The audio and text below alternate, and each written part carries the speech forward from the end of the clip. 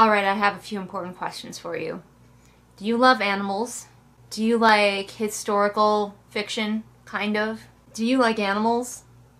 Again? Because if so, I have a series of books and or television programs for you! Hi, I'm Julian Greystoke, and I am a longtime fan of all creatures great and small, from the books to the TV show. And that's what we're going to talk about today. We're here in my darkened living room. I could go get better lighting, but I'm not going to. We're going to pretend that this lighting is like ambiance to make you feel like we're more in the time period of the All Creatures Great and Small stories. So this is mostly going to be a review of the latest All Creatures Great and Small that I think it actually came out last year, kind of, but here in the US where I could get it, it came out here on PBS, and I am a huge, huge fan of the books and also quite a big fan of the original All Creatures Great and Small series. If there are other versions, I don't know about them, but the one that was from 1978. Holy shit, I didn't realize it was that old. I love that TV series. I have it on DVD. It's just like so wholesome. And if you ever want a series that follows the books really, really closely, the original All Creatures Great and Small series is for you. As someone who has read the books and watched the series, it follows the books very well.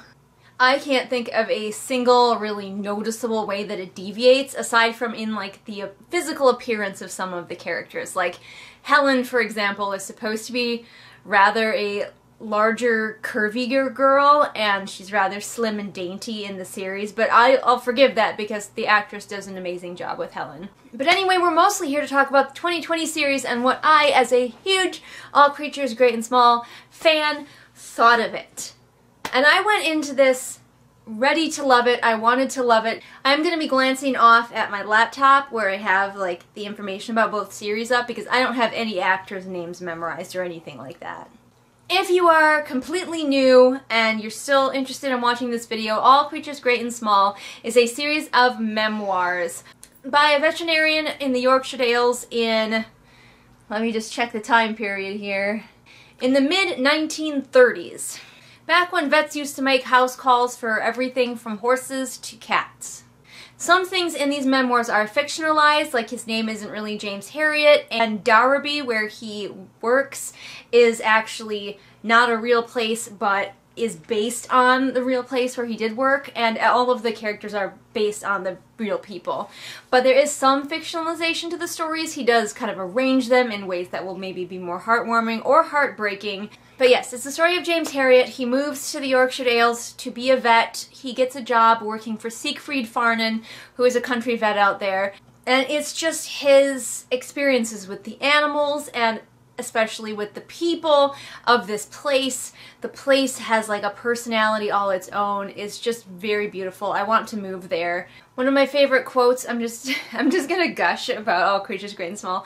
One of my favorite quotes is from one of the stories where James is dealing with an old woman who's about to die, and her dog, I believe, is also sick, and she's grappling with the idea of leaving her pets behind, but also will she be able to see her pets in the afterlife? And James is not entirely sure. Like, one of the themes of that story is that he's kind of grappling with the idea of do animals have a soul? Do they go to the afterlife? Because sort of traditional Christian beliefs lean towards animals not having a soul, especially at that time. But then he kind of comes around to it, and this quote, I'm going to read it off the screen: "If having a soul means being able to feel love and loyalty and gratitude, then animals are better off than a lot of humans."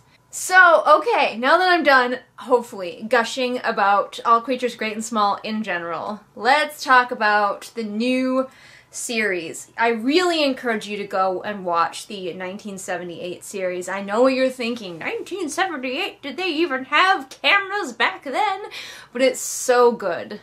So I think first I'll talk about the characters and kind of compare the new one and the old one, which does a better job with the characters. The old one, as I said, is so very accurate to the books. So basically comparing the new TV series to the old TV series is like comparing the new TV series to the books, really.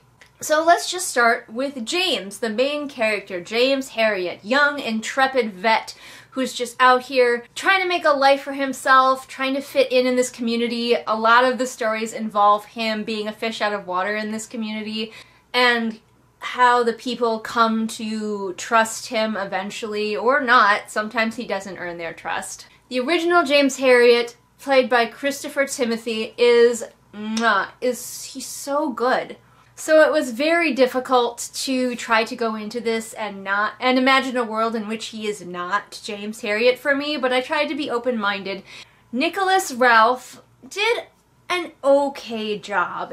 If I had never seen the original, I think I would be fairly satisfied with his version, but I have seen the original, and unfortunately, he just can't stand up to Christopher's portrayal of James Herriot. No cause for alarm, patient maintaining strength, sign of ease responding to treatment. Yeah, that'll do.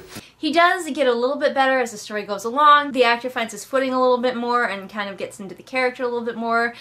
But I think a big thing for me is the way that and this is going to be a problem with many of these actors, to be honest with you.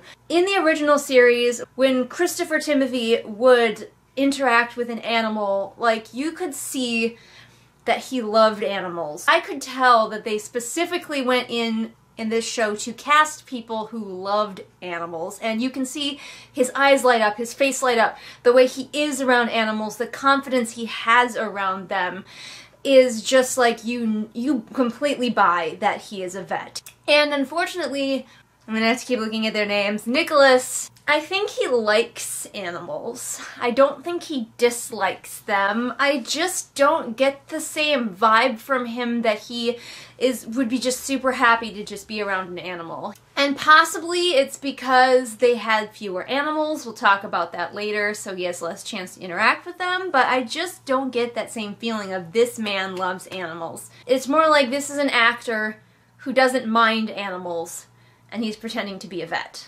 Next we're going to talk about Siegfried Farnen, who honestly I think the actor, let's just look at here, Samuel West, did the best job of filling the shoes of these characters. These characters in many ways are both deeply human and larger than life at the same time, and no one is more deeply human or larger than life than Siegfried fucking Farnen. Siegfried is incredibly opinionated and bossy and just like in charge at all times, but also so kind. Like underneath. I relate to Siegfried a lot because he's like very bombastic on the outside, but inside he's just like a little soft bunny.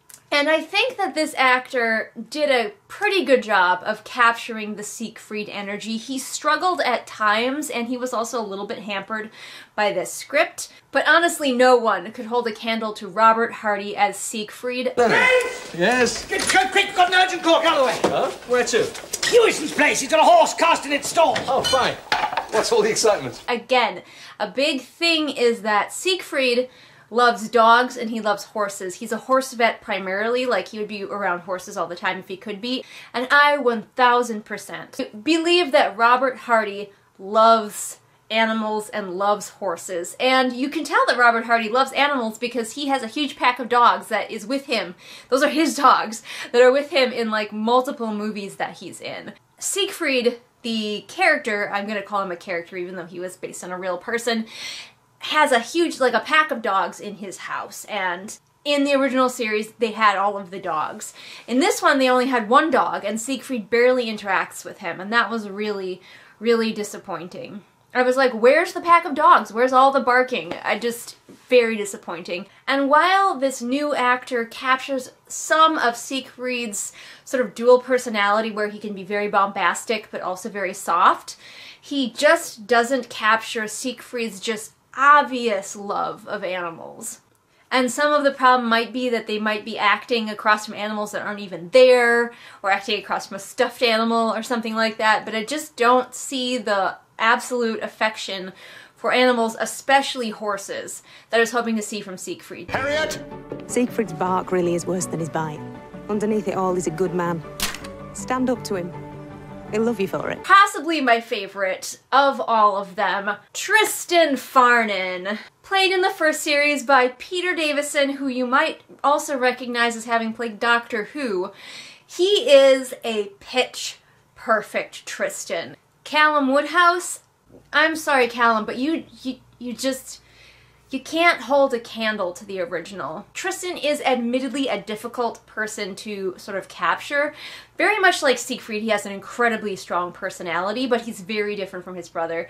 Whereas Siegfried is driven and determined and bossy, Tristan is laid back and lazy and very, very smart.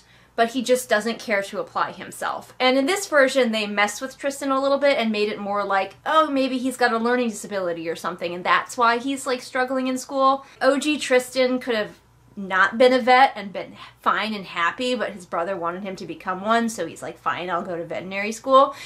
And the thing is, like, he is very smart and he is good with applied knowledge, but he's also incredibly lazy and will slack off whenever possible and loves to just be out dating girls. That's another thing. Back to Siegfried. I didn't take any notes for this, can you tell? OG Siegfried is a bit of a ladies' man as well. Both of the Farnan brothers can get it. And OG Siegfried definitely knows how to woo a girl, but they changed up this version of Siegfried to be very, like, shy and damaged and, like, I don't know how to talk to girls, and that bothered me. Tristan is a ladies' man. This actor did not manage to capture an ounce of Tristan's just, his contained energy, because somehow Peter Davison managed to be both energetic and lazy at the same time, which is so spot on Tristan that there was never going to be anybody who could compare, and unfortunately new Tristan just does not hold a candle to OG Tristan. That room is the most important in this house. It's locked. None of us have ever been allowed to see inside, yet the moment Helen makes a perfectly innocuous suggestion, he throws up some feeble excuse and properly changes the subject. Oh, come. What about Mrs. Hall? Mrs. Hall, their housekeeper. She gets an expanded role in the new series. I think it's because the showrunners were like, man, there's a lot of dudes who are driving this series and we need some ladies in here. And normally I'm fine with that, but honestly, like, it never bothered me in the original series that the main three were guys. Helen came along later, James's wife Helen, and she fit right in there, and Mrs. Hall is definitely a strong character, but she gets a lot more to do in the new series. She's like the mom of the house. She's like all up in everybody's business at all times in the new series. And honestly, I was kind of annoyed. She was taking like emotional arcs that the guys were kind of supposed to handle amongst themselves, and she was like being their therapist about it, and I wasn't feeling it. The actress does fine. The actress is very good, and she acts her role well. She's a believable Mrs. Hall. A little bit younger, I think, than Mrs. Hall was at least traditionally played in the previous one. Well, let me tell you who they're played by. Hang on. In the new series, she's played by Anna Madalay. I don't know how to pronounce her last name. I'm sorry. And in the previous one, she was played by Mary Hignett. Anyway, yes, I didn't love the expanded role that they gave Mrs. Hall. I'm fine with her having an expanded role, but she was always kind of just running everything and always being the one to have the solution and be the voice of reason, and I just kind of wasn't feeling it. And the last character I'm going to talk about is Helen Alderson, who eventually becomes James's wife. Now, she also gets a very expanded role, especially for this first season. I believe, it's been a minute, but I believe she doesn't even really come up much until like the second book, or possibly the end of the first book. And while he does talk a bit about their courtship, and you totally see how and why they fit as a couple, it's not a big part of the story. But this All Creatures Great and Small, the new one, definitely decided that she needed to be A, more of a character, and B, they needed to get this romance off the ground right this very second. So the romance is there, and it is brewing from the first episode. And while I love Helen, just in general, Helen as a person, I was kind of like, guys, you're rushing this. Like, give us a little bit of time. James is interacting with Helen more than any of the other farmers. He's like constantly over at her farm. And we're missing out on other stories we could have had from the series because he's always over at Helen's place. In the original series, she was played originally by Carol Drinkwater, and that actress is my OG Helen. Later, the series does come back for a few more seasons, but I don't really like those seasons. The actress who comes in to play the new Helen, I did not like her very much, so I kind of don't count her. No offense, Linda Bellingham, I just didn't, you weren't Helen for me. Now this new actress did capture a lot of what makes Helen Helen. She is steady and she is competent and she loves her family and she loves the Dales. Honestly, I think Helen might be the best like translation of any of the characters, but she's just around too frickin' much. So what about the stories and the animals? If you're not familiar, the way All Creatures Great and Small, the books are structured is kind of like in little like vignettes almost. Each chapter is a little like its own sort of almost self-contained story or several stories that intertwine. You have happy stories, you have very sad stories, the sort of stories that you know you expect if you have dealt with animals a lot in your life. And the new series kind of drops the ball. The old series really did a super great job at focusing on the animals, them being vets, going out and doing vet work. And I don't think there's a single story from the books that the original series missed. But this one, I think they were limited by budget, because I think it used to be a lot cheaper to work with animals back in the day, probably because there were not as many laws about the safety of the animals, which is not great. But as a result, we definitely got a lot more animals in the original. But in this one, there just aren't as many animals and they're not as focused on. There's a lot more focus on the human characters. And while that's fine and that's important, and James's relationships with the brothers and with Helen are very important parts of his life and his story, the heart of it is that he is a vet. He takes care of animals. That's what he does. And so dealing with the animals and the farmers and owners who love those animals is the main thrust of every single story. And so it's really sad to see so many stories like left out of this first season. By the way, can we just talk about the way James approaches a horse in the first episode of the new series? Because it looks like he's never seen a horse before in his damn life. Like, he walks up to that thing like, "Oh, what's this? A horse, you say?" And I was just like, oh my gosh. There are a lot of small animals, such as cats and bunnies and stuff, that you kind of get to see as like smaller background characters, but there's none of the really big, heartwarming stories that you are expecting from the original. There still are a few, but they miss out on a lot of the stories, and I think it is for like budgetary reasons.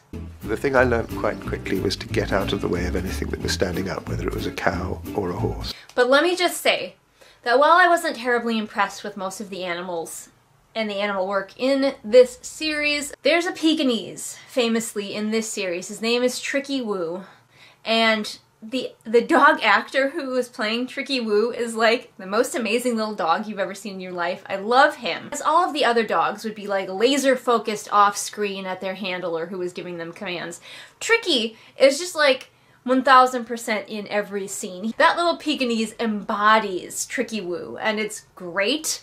All of the other animals are fine, but there's no standouts. He's never been away from home before. Are you sure this is quite necessary? Absolutely. I will say I did like some of the stuff that they were doing with the main three, James and Tristan and Siegfried, especially some of the work that Siegfried got to do when that actor actually got to put in a little bit of work as Siegfried, because he is a complex guy who is both over the top and also very caring. As I mentioned, when he gets to show his caring side, it's always just like, because he pushes and pushes and pushes Tristan, but you also know that he loves him because he essentially raised Tristan. They're a lot more overt with it in the new series. In the old series, you got little hints of it. You got glimpses, little tastes, little delicious tastes of understanding that Siegfried raised Tristan and their brother relationship is like so important to both of them. Skeleton keys. You old devil. Where on earth did you get that? Going up.